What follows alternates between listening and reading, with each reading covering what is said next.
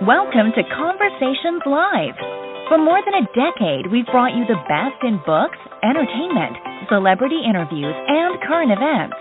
When the movers and shakers of the world have something to say to you, they say it to us first.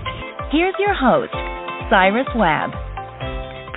Welcome back, everyone, to Conversations Live. I'm your host, Cyrus Webb. Glad you all could join us once again. For a radio audience tuning in at WYAD 94.1 FM and WYADonline.com, we're glad that you all can be with us.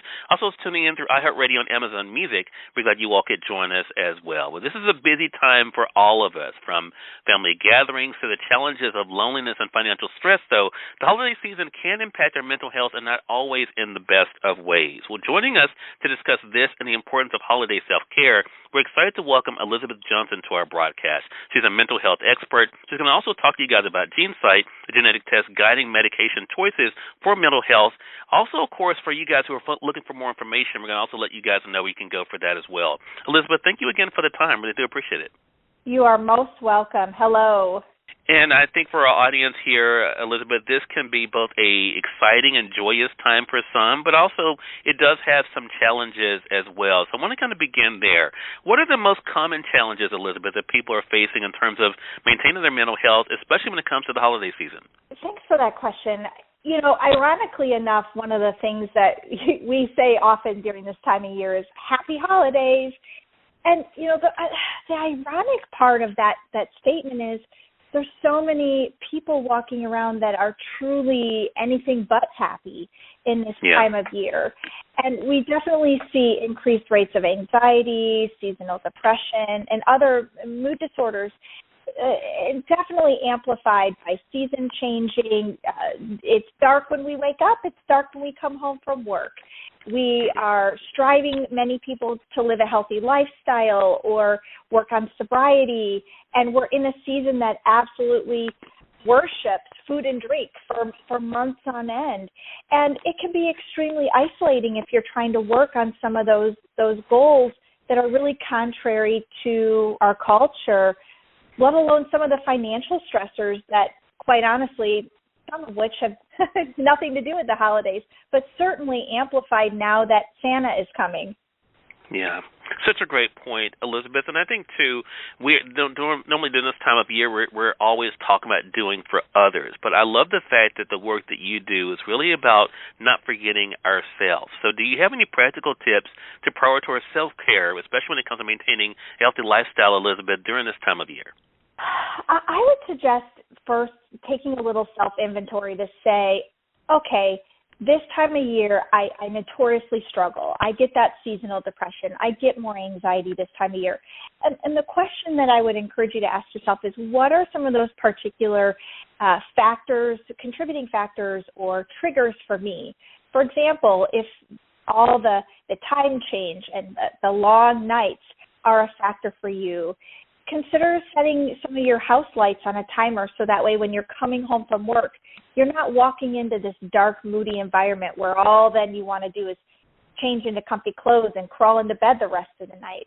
Have it light and bright, which can definitely translate to kind of activating or waking up your brain to say, okay, I'm home now. What do I want to do? What do I want to be more active in? Or if you're struggling and really striving towards eating healthier or working on your weight, or maybe you're diabetic and you really want to watch your sugars, you know, the holiday season starts with pumpkin spice and ends with New Year's cheers. It lasts for months. And I would say consider looking at the season in terms of days. Thanksgiving is a day. Enjoy it. Have that special treat that you've been looking forward to. Christmas is a day. Again, enjoy it. But maybe start to look at this season in terms of days, not where I want to necessarily indulge for months on end, which come the new year, you start to look back at yourself and go, oh, wow, now I'm already backtracking because of living that way for months on end. Right. Such great tips. And I mentioned in my introduction, though, Elizabeth, that one of the things that you were going to be talking about is how genetic testing can help us during this. So this is something people may not put together with what we're talking about when it comes to self-care and taking care of ourselves during this time. Tell us more about GeneSight and how it works. So A lot of times we get to a place with our mental health where medication needs to be a discussion with our healthcare provider. It may be the treatment that we need to explore.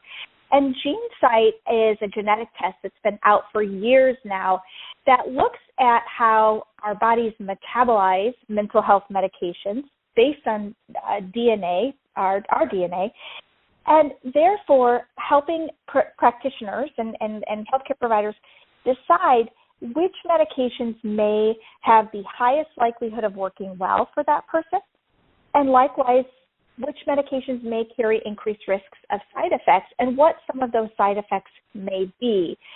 So simply put, GeneSight is a test that looks at the individual's DNA and helps create a roadmap for the provider that is prescribing medication to say, what choice would be best for my patient?